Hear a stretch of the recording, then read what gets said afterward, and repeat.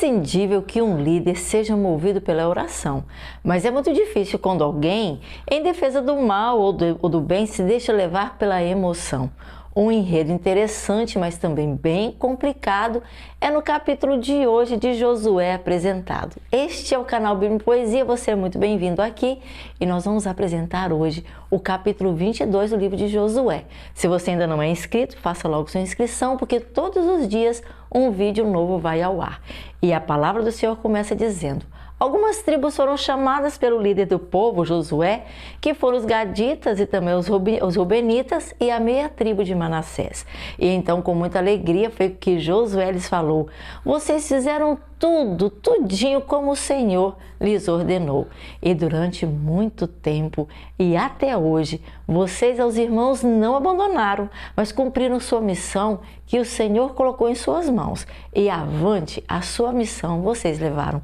Mas agora que o Senhor lhes dá o privilégio de descansar, vocês podem livremente para suas terras voltar. Mas uma coisa bem séria não lhes deve sair da mente: guarde os mandamentos do Senhor e façam isso fielmente. De andar em seus caminhos, de a Ele sempre amar, de obedecer os seus mandamentos, apegar-se a Ele firmemente de todo o coração e de toda a alma o amar. Então Josué os despediu e para casa eles voltaram, aqueles que antes do rio Jordão em suas terras habitaram. E ao mandá-los para casa, os abençoou Josué, dizendo que fossem em paz e que lhes aumentassem a fé. Voltem com suas riquezas, grandes rebanhos, prata, bronze, ferro e ouro. Levem todas as roupas conquistadas do inimigo e dividam com seus irmãos os despojos.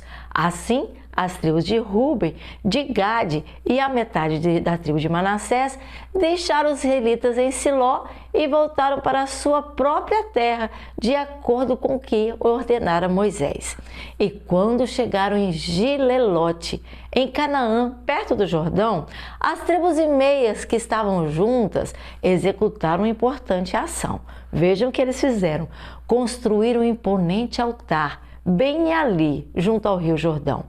E quando os outros israelitas desse fato ficaram sabendo da construção do altar, do que essas tribos estiveram empreendendo, toda a comunidade de Israel começou logo a reclamar e se juntaram para ir contra seus irmãos bem armados, prontos para guerrear.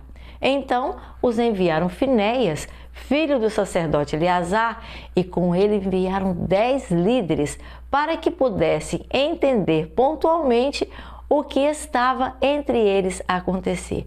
E quando eles chegaram na região de Gileade para falarem com a tribo de Ruben e também com a tribo de Gade e a tribo de Manassés, mesmo que fosse somente a metade, eles foram logo dando o recado e disseram: assim diz toda a comunidade, por que vocês cometeram contra Deus tanta infidelidade?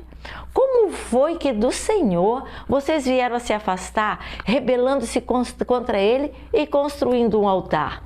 Até hoje não nos purificamos do pecado que aconteceu em Peor, e vocês estão tramando mais maldades ainda contra Deus e nosso Senhor? Pois o pecado deles sobre toda a comunidade respingou. Ao Senhor, o seu Deus, vocês estão abandonando. E claramente, pontualmente, contra eles estão se posicionando.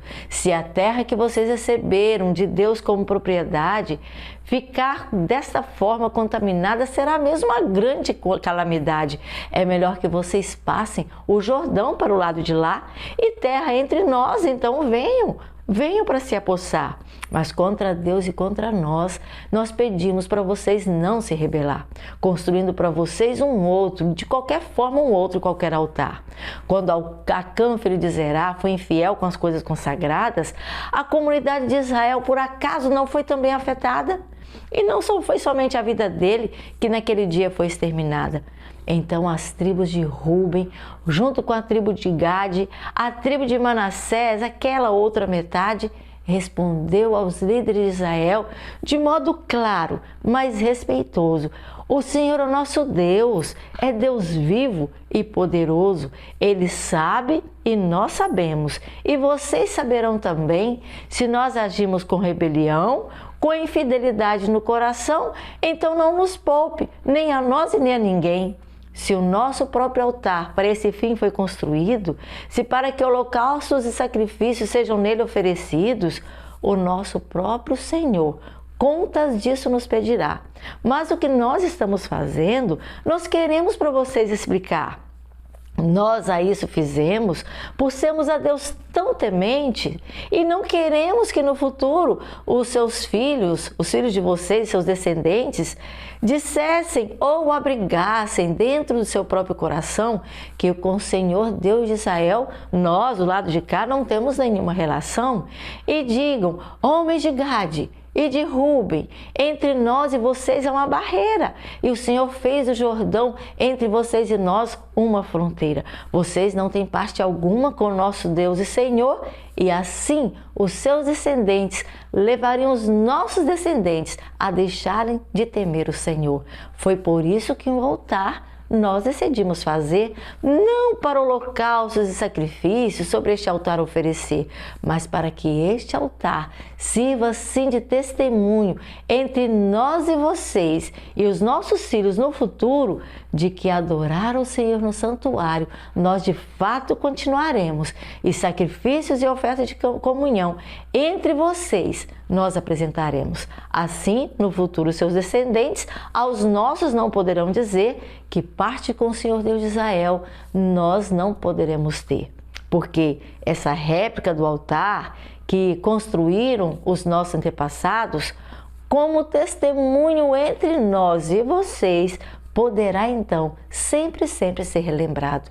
Bem longe de nós esteja contra o Senhor nos rebelarmos, e nem mesmo nós queremos de sua presença nos afastarmos, construindo um altar que não seja para adoração ao Deus de Israel, em cuja presença nós nos colocamos em ação.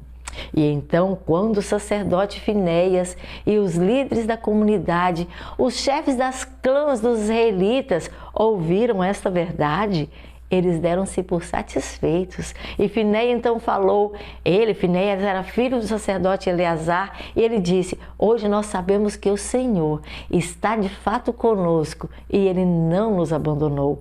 Vocês não foram infiéis e livraram os israelitas da mão forte do Senhor. Então todas aquelas pessoas muito se alegraram, foram para Canaã e sobre este fato relataram, se alegraram no Senhor e a Deus ali naquele dia muito eles louvaram. Contra as tribos mencionadas não falaram mais em guerrear e nem da região onde viviam, nem pensaram mais em devastar.